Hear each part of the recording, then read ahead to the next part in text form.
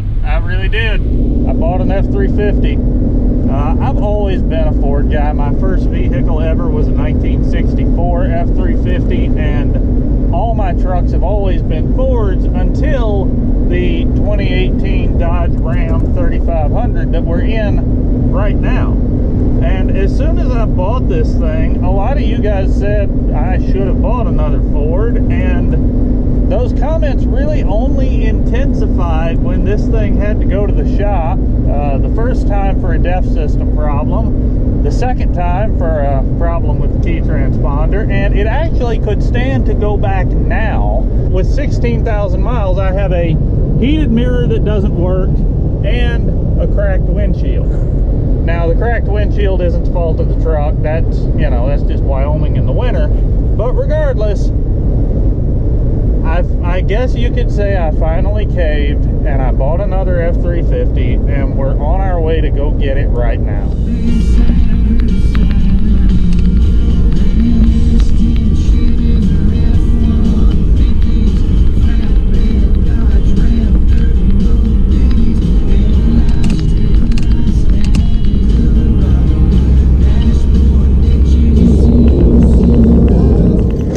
So this is a truck you were either absolutely not expecting from me or exactly what you would be expecting from me, because this is a 1999 Ford F-350. It has the 7.3 Power Stroke diesel that currently does not run. It has an automatic transmission that currently does not move, but none of those things should be surprising because it has 292,000 miles on it, I think. But we're going to talk more in just a second about exactly why we bought this thing and exactly what the plans for it are and what the plans for some other trucks are as well. I think he's really going to love this truck.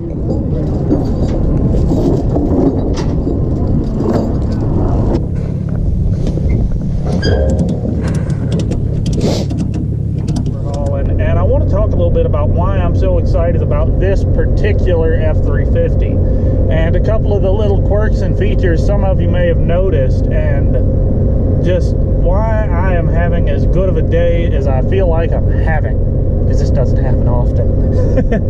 But I'm a big fan of the 7.3. I've owned 3 of them before this myself. I had a 94 with a Power Stroke, and then I had an 01 and an 02 with Power Strokes. The one big problem, aside from the broken rear window that I'm going to have to replace, and the missing wheels that they had, and the completely shot tires that I have good replacements for, the only other problem I'm aware of at this point is the transmission shift cable for the automatic seems to be broken, because when you move the shift lever in the cab, nothing happens.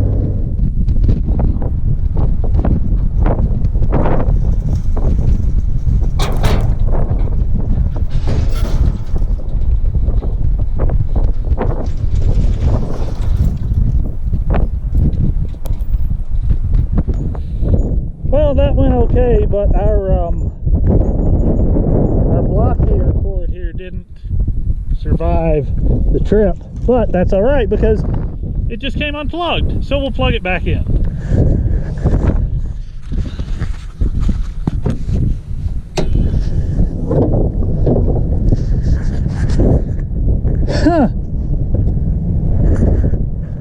I'll have to send his ratchet back, but I think I'm going to need a pair of batteries.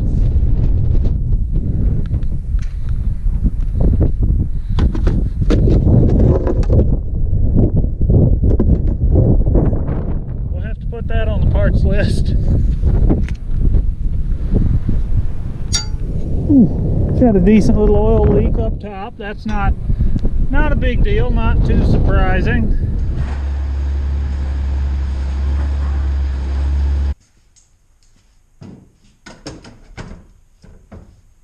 Alright, so this is our brand new 1999 Ford F-350 with a 7.3 diesel, and as you guys can see, we have a few issues with this truck. Now, it does have 292,000 miles. It is really up there, but these trucks are known for their longevity, so the mileage is a concern, but it's not the end of the world. As you guys saw, we were missing batteries. I put new ones in. We do need new battery cables, but these are going to work for right now. There are a few other things that concern me. Thing number one is this reservoir is empty. And there are a couple of empty coolant jugs in the back floorboard that tells me this thing's had a coolant leak for a little while. So we got to figure out what that is and fix it. And then large issue number two is in here in the cab. If you'll see, this is an automatic, and the little pointer is showing it's in drive, but the shifter itself is, the shifter itself is completely useless.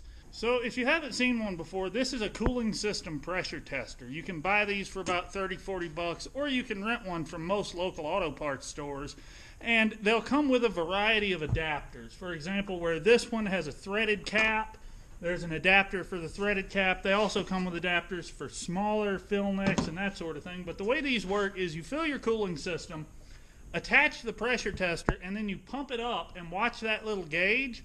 And if you don't know if you have a leak or not, watch the gauge. If it starts dropping, something's leaking somewhere. But because there's pressure on the system, you can crawl under there with a light and really see where the leak is coming from. And you don't have to worry about being underneath a running engine or trying to get your hands in somewhere or head in somewhere and potentially getting hit by rotating parts. So they make finding cooling system leaks a whole lot easier and a whole lot safer. I'll throw a link to them so you can go check them out on Amazon down in the description if you're interested. But for now, let's find the leak on this thing. Alright, so we got it up to about 10 psi, and it is dropping slowly. I can hear a little water running, so let's see if we can't find this leak. Oh, there's a leak. What is it coming from?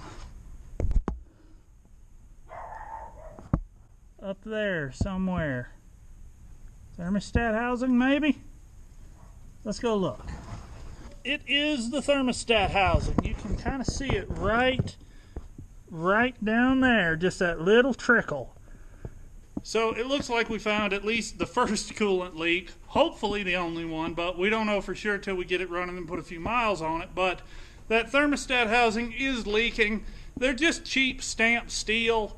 They weren't really made to be reused, so once you take them off the first time, it's kind of iffy whether or not they'll seal again. There's a really cool fix for this that I'll show you guys in another video, but for now, let's jump in the cab. And like most older trucks, this one has had some custom wiring over the years, so we'll sort that out a little later. But for now, the reason we're down here is that shift linkage. There's a piece down here under the dash on these trucks that tends to break, and that is what we are looking for. And I can see right there we got a leak. If you can see that, that looks like it's coming off the hydro boost unit behind the master cylinder, so that'll need to be addressed. And there is our shift mechanism. Is that enough magnet to stick? It is not. The reason this thing is not shifting with the shifter is right there, that broken piece. You can see when well, let me fix the light here where you can see. But there's the shifter. The whole thing is just completely, utterly broken. So I guess I should explain why I bought yet another truck, since we already have 3 trucks and a car. And initially, this thing caught my attention because of the price. They were asking $1,500 for this truck, and even though it is high miles, in my opinion, that's an extremely good price. So my initial thought was I could buy it, repair whatever needed repairing, and sell it and maybe make a little bit of money. But after considering it further, I'm going to keep this. I've mentioned previously, I've owned 2 Super Duties in the past and an old body style 7.3 Power Stroke, and they were really great trucks. They were extremely reliable. They didn't have the power of the modern diesels. You know, my old 2002 F-350 can't tow like this 2018 Ram 3500 is supposed to. But they can do what I need to do, and you can modify them without really compromising reliability to a pretty fair amount, and they become pretty good tow rigs. Once I saw this one and saw how clean it was and how straight it was, I just had to keep it. Despite the age and the mileage, it is very clean and very straight. The bed is rough, but that's okay. We're going to build a hydraulic bale bed for this thing. You guys that are familiar with like the Dewey's brand squeeze beds or the Hydra beds, I'm going to build one of those on this truck and bring you guys along for the ride. I haven't seen anyone do that yet on YouTube, and I haven't talked to very many people that have done that in real life, but I think it's worth giving a shot because a brand new bale bed is in the ballpark of $8,000 to $10,000, and the used ones I have seen either don't fit the truck I want to put it on, or they're extremely beat up and still almost the price of a new one. That said, if you guys know where any good used bale beds that would fit this 8-foot dually bed are, send me a message and let me know. So what does keeping this mean for the other trucks around here? Well, the 2014 Ram 2500 belongs to Victoria, so that truck is staying.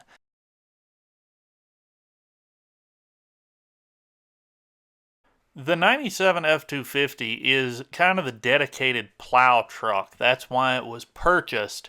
And then it became my daily driver after I sold my last 7.3 Super Duty. And really, I think I should probably keep it around because if I sold it, I don't think that would pay for a new plow to go on either this or the Ram 3500. The plows, back when I looked at them for my 01 Power Stroke, they were they were between $6,000 and $10,000 depending on whether or not you wanted a straight blade or a V plow. And I bought that F-250 with the plow on it for $1,700. Now it didn't run, but there's the 2018 Ram 3500. Call me crazy, this truck will be replacing it.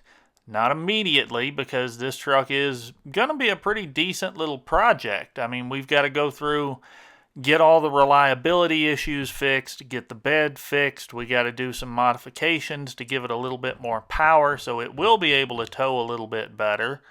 But I do intend for this to become my primary daily driver and primary tow rig, at least for things that don't require the semi that I'm in the market for right now also, because, having a project pickup truck isn't enough. I need to have a project big truck too. After a lot of thought and consideration and maybe a little bit of coming to my senses, I have decided we're going to start very seriously building a shop this year. All our basic maintenance is done. The oil and filter are changed. The fuel filter is changed. We haven't done any service on the transmission because, frankly, I don't know if it's any good, and I don't know if it's worth spending the money to service, or if we're just going to have to pull it out and do a more major type of repair. So just for tonight, I'm going to leave that alone until we see if it moves. But that's what we're going to do right now. I've got the key. The batteries are hooked up. The filter is in. We're going to prime the filter and see if the truck starts.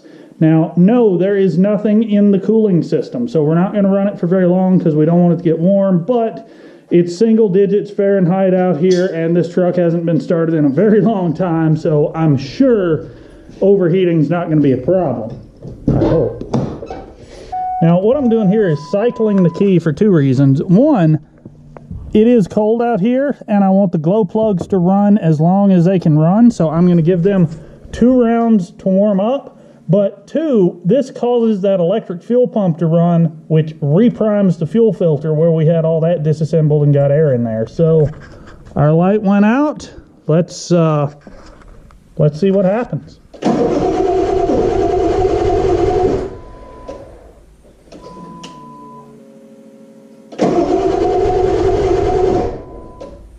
Well, that's a little disappointing, but it's a 20-year-old truck with almost 300,000 miles. So we're going to dig into this starting issue. We're also going to fix this thermostat housing leak for once and for all, so we never have this problem again. Those are going to be in some upcoming videos. For tonight, let's just say thanks for watching. Subscribe if you want to see how this plays out, and more later.